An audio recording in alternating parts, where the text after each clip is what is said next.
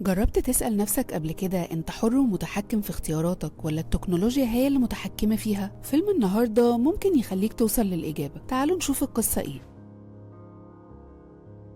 الفيلم بيبدأ بنيلا وجو اللي في المسابقة الثقافية الجامعية. أول ما شافوا بعض حب من أول نظرة، بيرتبطوا ببعض وبيقضوا كل الوقت والاحتفالات سوا، وكل أصحابهم بيعرفوا إنهم مرتبطين. وبيبتدي نيلا وجو يعملوا قناة رسمية ليهم اسمها انجوي، وبيعملوا فلوجات كتير جدا مع بعض، وعدد المتابعين بيزيد بسرعة والناس بتحبهم جدا. وبيعدي سنة على علاقتهم وبيشتروا بيت ليهم مع بعض وبيوضبوه، وبتعدي سنة ورا سنة وهم مكملين مع بعض علاقة ولا في الأحلام، ومحدش يقدر يفصل بينهم زي ما دايما يقولوا في الفيديوهات بتاعتهم. وبعد 5 سنين على علاقتهم بتقرر نيلا تطلع لايف عشان تروح تعمل لجو مفاجأة في احتفالهم بالذكرى ال5 لعلاقتهم وكمان عيد ميلاده، وبتكون عاملة حسابها وعاملة حظر لحسابه عشان ما يشوفش اللايف ده، وكمان متابعة موبايله عشان تعرف مكانه فين. نيلا بتكون متحمسة جدا للمفاجأة وبتشارك المتابعين لحظة بلحظة، وبتدخل للمكان اللي المفروض جو فيه، وبتتفاجئ ان جو قاعد مع واحدة تانية، فبتقرر تبهدلهم هما الاتنين، والناس بتتفرج وهي ناسية خالص انها كانت لايف، وكل الناس شايفين كل اللي حصل. بعدها الناس بتعمل على اللايف ده كوميكس ومش بيبطلوا تريقة عليهم، وبترجع نيلا البيت، وطبعا جو بيتصل بيها لكنها ما بتردش عليه، وبتتصل بنيلا واحدة صاحبتها اسمها بينا فيديو كول، وبترد عليها وبتتفاجئ ان جو قاعد معاها وبيكلمها، وبيفضل يعتذر لها ويقول لها انه ما كانش يقصد يخونها وانه اول مرة يعمل كده. بس نيلا بتقول ان هي عايز تعرف مين دي، فبيقول لها انه كان شغال مع مجموعة من التقنيين المهتمين بالمصلحة العامة، وهي كانت عضو في المجموعة دي واسمها شونالي، وانهم كانوا شغالين مع بعض بقالهم كام شهر مش اكتر. ولما بتسأله نيلا شغالين على ايه، فبيقول لها انه ما ينفعش يقول لها، فبتقول له نيلا انت بتحميها على حساب علاقتنا اللي بقت الناس كلها تضحك عليها. فبيتعصب جو جدا وبيقول لها علاقة ايه اللي بتتكلمي عنها؟ احنا كل علاقتنا بقت متمحورة على التصوير والبوستات ونوع الاعلانات اللي هنعملها ووقت نشرها، وايه اللي هيعمل تفاعل اكتر. احنا استغلينا علاقتنا عشان الفيديوهات اللي بنعملها مش اكتر. فبتتريق عليه نيلا وبتقول له انت بقيت ناشط اجتماعي فجأة بعد ما خدت فلوس الفيديوهات، ودلوقتي بتستغل اللي حصل عشان تنهي علاقتك بيا وتصعب على الناس. فقال لها جو انه فعلا زهق وانه مش متقبل فكرة انه يعيش حياته كلها مع نفس الشخص. بس نيلا مش بتسكت له وبتقول له انه جبان عشان خاف من الانترنت وما قدرش ينفصل عنها، فقرر انه يخونها. وبتكون هتقفل المكالمه، فبيقول لها قبل ما تقفلي قولي لي اخر حاجه انت جيتي فعلا عشان تفاجئيني ولا عشان المشاهدات والاعجابات؟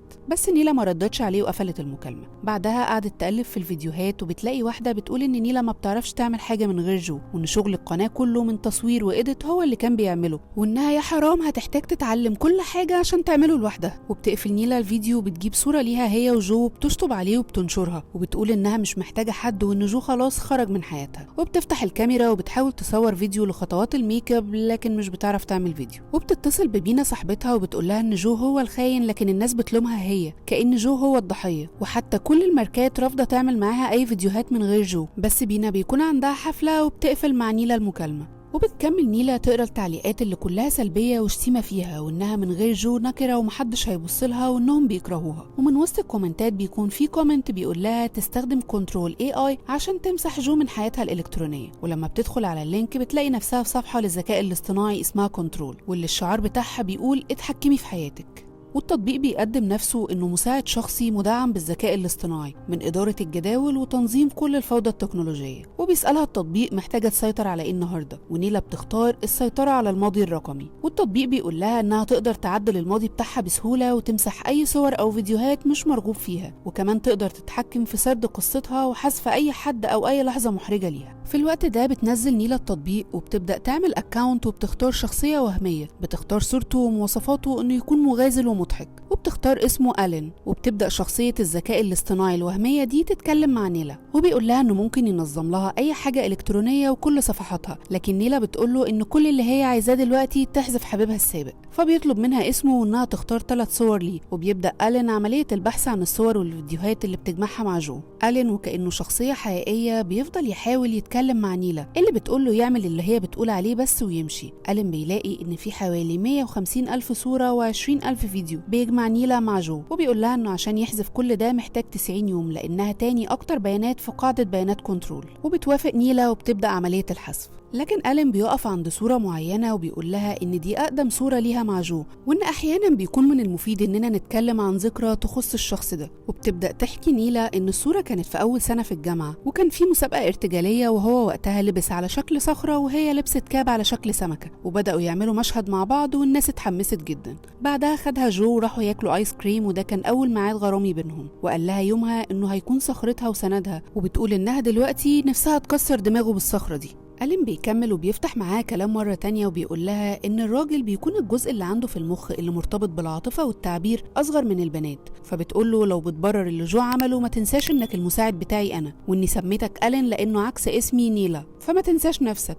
فبيقول لها ألين إنه هيفضل مخلص لها للأبد وبيغمز لها، فبتضحك. وبيبدأ ألين يحذف جو من أول صورة وبيقول لها إنه شايف إن الصورة كده أحسن وإنها قوية ومش محتاجة حد جنبها، ونيلا بتفرح بمغازلة ألين ليها. وبيعرض عليها ألين فيديو وبتبدأ تحكي إنها سابت مومباي من 6 سنين، وقتها اتخانقت مع باباها لأنه ما كانش موافق إنها تمشي، وبعد ما عملت قناة انجوي مع جو علاقتها بباباها اتقطعت خالص، بس كان لسه عندها أمل إنه يتصل بيها في عيد ميلادها، لكن ده للأسف ما حصلش. يومها جو عمل لها مفاجأة وخدها على قارب وقضوا يوم حلو، ومن وقتها وده بقى المكان السري بتاعهم، ولما بيحصل لهم أي حاجة وحشة بيروحوا المكان بتاعهم ده في القارب. وبيبدأ ألين يمسح جو من الفيديو، ونيلا بتكون متأثرة جدا وبتفضل تتكلم مع ألين عن كل صورة وكل فيديو وهو بيمسح جو من كل حاجة. بعدها بتسيب نيلا الابليكيشن شغال وبتنام، وألين بيقول لها إن بكرة لازم يظبطوا رجوعها للسوشيال ميديا اللي لازم يكون قوي جدا. لكن نيلا أول ما بتنام بيحصل حاجة غريبة جدا، إن بيتم التحكم في الجهاز بتاعها بشكل ما، وبيتم تفعيل وضع وصول المطور، وحد بيعمل بحث عن ملفات باسم مشروع يونيكورن ومانترا انليميتد،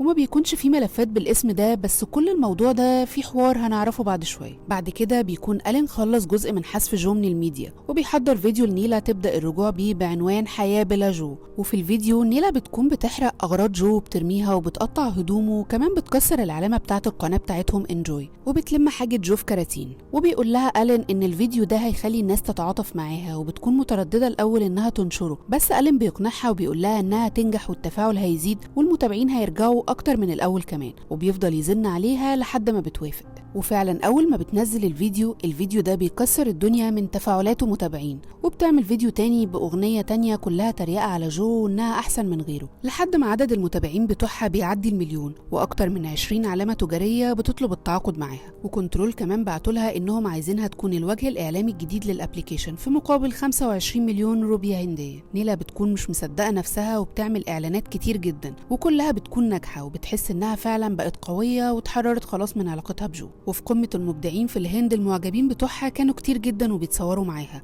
وبتكون الوجه الإعلامي لأكتر من علامة تجارية من ملابس وإكسسوارات، وبيتم إعلانها من أهم المؤثرين على وسائل التواصل الاجتماعي لسنة 2023. وكمان اشترت بيت كان حلم ليها من 2018، وكانت بتعمل فيديو لايف في البيت الجديد وبيتصل بيها جو، وطبعا بتكنسل عليه وبتكمل الفيديو، وبترجع البيت وألين بيكون بيظبط لها الصور الجديدة عشان تتنشر، وبتتفاجئ إن جو رايح لها وبيقول لها إنه عايز يكلمها في حاجة مهمة بعيدة عن علاقتهم، وإنه كمان محتاج اللابتوب بتاعه في أمر ضروري، لكن نيلا ما بتردش عليه وبتتصل بالأمن عشان يجوا يمشوه. بعد ما جو بيمشي بيبعت لنيلا رسالة وبيعتذر لها فيها وبيقول لها إن هي كانت صح وإنه غلط في حقها، وبيقول لها إنه هيعمل حاجة مهمة وإنها لازم تتصل بيه، وبيقول لها إنه هيستناها في القارب بتاعهم بكرة الساعة 5. بس نيلا بتكون بعيدة عن الجهاز ومش بتشوف الرسالة. في الوقت ده بيرجع التحكم في الجهاز بتاعها مرة تانية، وبيتم تفعيل وضع وصول المطور، وبيتم الرد على رسالة جو بإنها هتيجي، بس قبل ما يبعتها بتيجي نيلا فبيشيل الشاشة، وأول ما نيلا بتمشي بيرجع تاني يكمل الرسالة وبيبعتها لجو، بيحذف الرسالة بتاعت جو والرد عليها.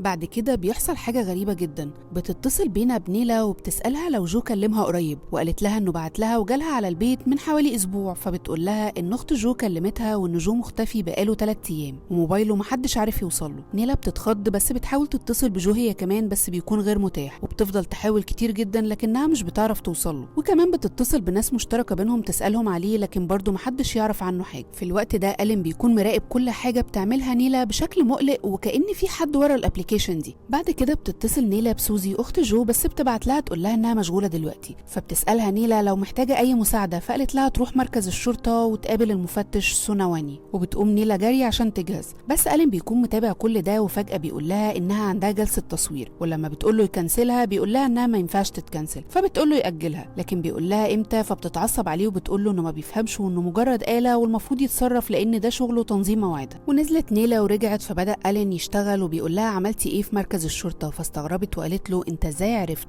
فقال لها انه قرا رساله سوزي. فبتتجاهله نيلا وبتدور في اكاونت جو على شونالي اللي كانت خانها معاها، وبعتت لها لو تعرف حاجه عن جو، وقالت لها انها ما تعرفش عنه حاجه من 4 ايام، وبعتت لها رقمها. ونيلا اتصلت بيها وقالت لها ان جو مختفي وانها عايزه تعرف المجموعه اللي هم فيها مع بعض دي فيها ايه سري، لان كان في حاجه جو ما كانش راضي يقولها لها ويمكن يكون ده سبب اختفائه. فشونالي بتسالها ايه اللي تعرفه عن مانيترا انليميتد، وده نفس الفايل اللي كان بيتم البحث عنه في البدايه لما تم تفعيل وضع وصول المطور. فنيلا بتقول لها قصدك شركه مانيترا، كل اللي اعرفه عنها انها بوابه الكترونيه سريعه النمو، ورئيسهم التنفيذي اريان شاب صغير وكان عايش في امريكا، بس اشمعنى؟ فشونالي بتقول لها اللي هقوله لك ده اوعديني انه يبقى سر بينا. وبتقول لها انه جو جاله مكالمه من كام شهر من محلل بيانات في مانيترا، لقى ايميلات سريه من مدير الشركه كانت كلها عن مشروع داخلي سري اسمه يونيكورن، وبيقول انهم بيستخدموا بيانات العملاء اللي عندهم للتخطيط لعمليه احتيال كبيره. لكن نيلا بتقول لها ان كل ده مش منطقي لان الشركه شرعيه. فبتكمل شونالي انهم كانوا مفكرين كده لحد ما جو وصديق ليهم تاني صحفي اسمه مايانك بداوا يبحثوا في الموضوع ده، واتضح انهم صح فعلا ووصلوا للدليل، وكانوا هيعملوا تقرير ضخم عن الموضوع ده، وكان جو هيبلغهم بكل اللي وصل له الاسبوع اللي فات. لكن من وقتها اختفى، ومايانك كمان اختفى. ألين في الوقت ده شايف وسامع كل المكالمه دي، وواضح كده انه جزء من المخطط ده.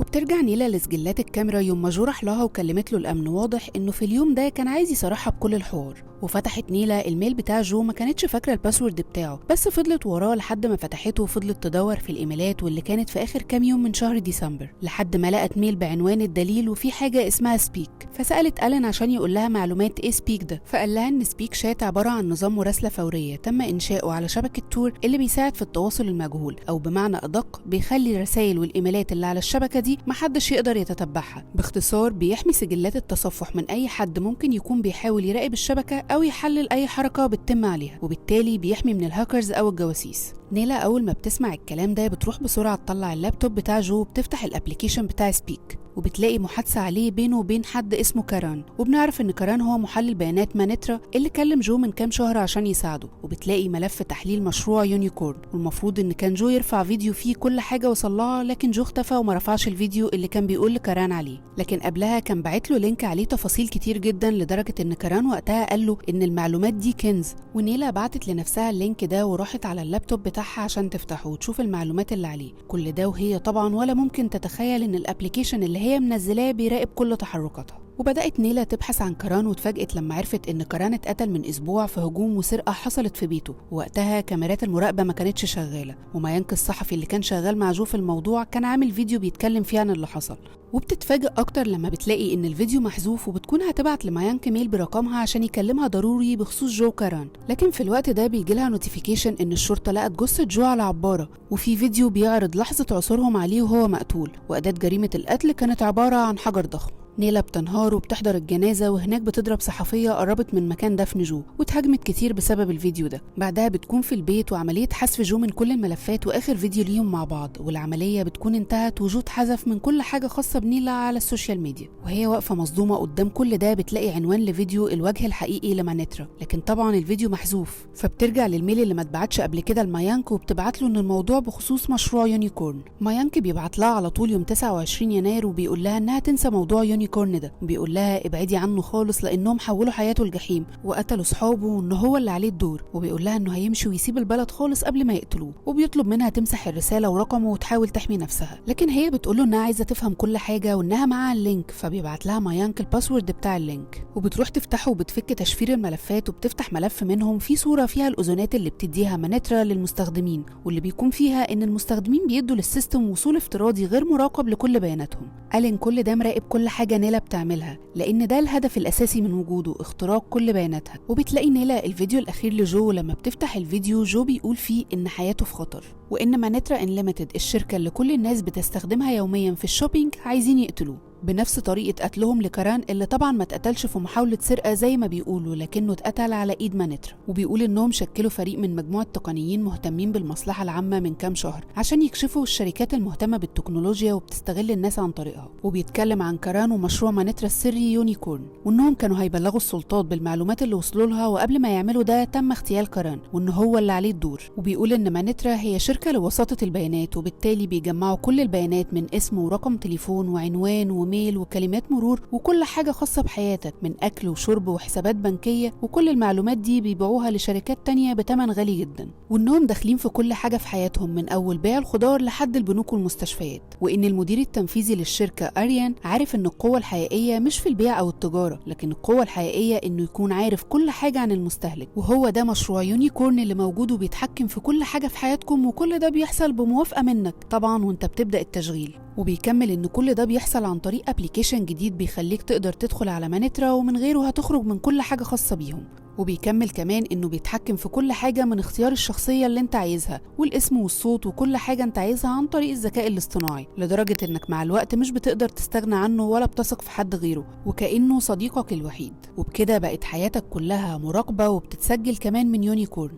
وهنا بتبدأ نيلا تفكر في كنترول وألين، وبتفتح الإعدادات بتاعة الأبليكيشن وبتكتشف إن فعلا مانيترا انليمتد هي الشركة المخترعة لأبليكيشن كنترول، وبتسجل خروج بسرعة من الأبليكيشن. وبيكمل جو إن كل البيانات دي هتخلي مانيترا تبيع لك اللي هي عايزاك تستهلكه مش اللي أنت محتاجه، لأنهم بيحولوك لشخص بيشوف اللي هم عايزينه بس، وأنت بتكون متخيل إن أنت المتحكم، لكن في الحقيقة مانيترا هي المسيطر الوحيد. يقدروا يستخدموا صوتك وصورتك ويوصلوا لحساباتك البنكية. وبيكمل جو إن في 2016 أريان اتوقف من لجنة الأوراق المالية والبورصة الأمريكية لأنه باع معلومات داخلية واتقبض عليه وقتها، وأبوه خرجه بكفالة. واللي هو بيعمله دلوقتي إنه بيبيعكوا أنتوا لأنكم بالنسبة له مجرد معلومات، وده لأنه عارف إن مفيش حد بيقرأ الشروط والأحكام وهو بيسجل في أي أبليكيشن، فبيستغل النقطة دي في مقابل إنك لو ما استخدمتش مانيترا فأنت هتكون راجعي لأنه منافس كبير. وبيطلب من الناس تفكر بعقلها وتختار سلامتها، وبيقول إن لو لقوه ميت في وقت من الأوقات فمانيترا وأريان هم المسؤولين عن موته. بتتصل نيلا بينا بسرعة وبتقول لها إنها عايزة ترفع قضية على مانيترا لأن هي اللي قتلت جو، لكن بينا بتقول لها إن لو ما عندهاش دليل إن هم اللي قتلوه تبقى قضية ضعيفة حتى لو معاها مستندات تانية، لأن مانيترا شركة ضخمة وهتقدر تنهي القضية بكل سهولة، وكمان حياتها هتكون في خطر. فنيلا بتلاقي إن الكلام مع بينا ملوش أي لازمة فبتقفل المكالمة. في الوقت ده كنترول بيبعتوا ميل لنيلا إن ليها دفعة معلقة من فلوس آخر إعلان، وإنها تحتاج تدخل على الأبليكيشن تاني عشان يقدروا يبعتوا لها المعلق. لكن نيلا بتتجاهل الميل وبتقرر ترفع فيديو جو وكل المعلومات اللي وصلت لها عن مانيترا عشان الناس كلها تشوفها. وفي نفس الوقت اللي هي بتنزل فيه الفيديو الكاميرا الخارجيه بتديها انذار ان في حد بره، لكن بيكون مش ظاهر حاجه، فبتخرج نيلا عشان تشوف ايه اللي بره. وبنشوف انها اول ما بتقوم الكمبيوتر بتاعها بيتم التحكم فيه مره تانية. ولما الفيديو بيترفع وبتشغله بتتفاجئ ان كل حاجه في الفيديو متغيره.